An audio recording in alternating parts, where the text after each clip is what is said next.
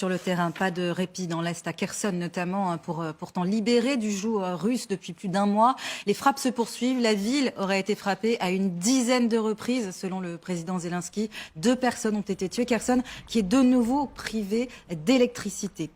Plus à l'Est, direction Bakhmout, ville martyre, vidée de ses habitants. Déflagration continue, déluge de feu de l'artillerie russe. Les 2 camps ne lâcheront pas, et bien malin qui pourra dire comment se finira cette bataille. Sur place, Solène Rioux avec Adrien Acco et Irina Dobrowarska.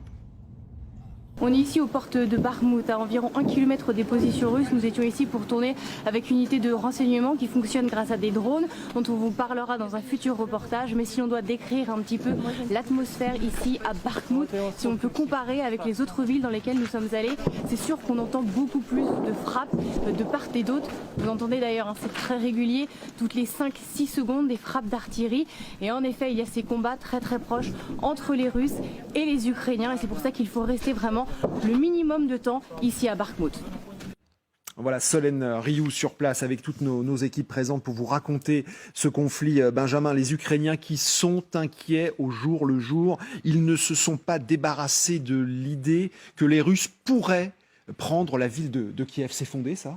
En tout cas, c'est Valéry Zaloujny qui le dit, le commandant en chef de l'armée ukrainienne, dont la parole est finalement assez rare, et qui donne une interview ces dernières heures à The Economist, et lui, il n'a même pas de doute, il en est sûr, il le dit texto. Je n'ai aucun doute sur le fait qu'ils vont retenter une offensive sur Kiev, et il va jusqu'à donner quasiment un timing. Il dit donc il va y avoir cette bataille à venir, qui pourra intervenir en février, ou au mieux en mars, au pire dès la fin du mois de janvier. Alors s'il dit tout ça, c'est parce qu'il pense qu'en fait, les Russes en ont les moyens. Et contrairement à ce qu'on entend beaucoup sur nos plateaux télé, la mobilisation russe n'est pas si catastrophique que nous, souvent, on le dit. Je vous lis ce qu'il dit sur la mobilisation. La mobilisation russe a fonctionné. Il est faux de dire que leurs problèmes vont les empêcher de combattre. Ils sont sans doute mal équipés. Mais ils représentent un problème pour nous. Ils préparent des troupes fraîches, plus de 200 000 hommes. Voilà ce qu'il dit. Il y a quand même un peu de com, là aussi, peut-être un peu pour mettre la pression sur les Occidentaux, non ? Alors oui, Stéphane, vous ne pensez pas si bien dire, parce que quelques lignes plus loin, qu'est-ce qu'on voit ?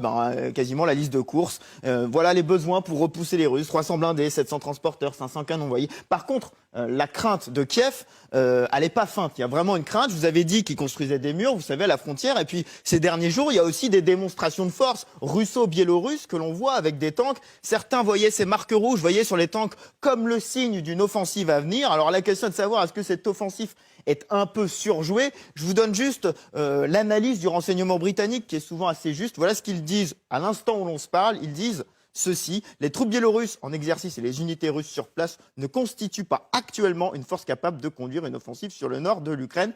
Peut-être que le mot le plus important, c'est actuellement. On en reparle en février. Actuellement, situation évolutive. Kiev peut être la prochaine cible des Russes. Benjamin, en tous les cas, face à l'intensification de ces frappes. Nouveau paquet de sanctions annoncé par Bruxelles. Conseil européen avec Emmanuel Macron qui était là. Il a confirmé l'adoption donc d'un 9e paquet de sanctions ainsi qu'une nouvelle aide de 18 milliards d'euros. On parlait des aides, 18 milliards d'euros à Kiev.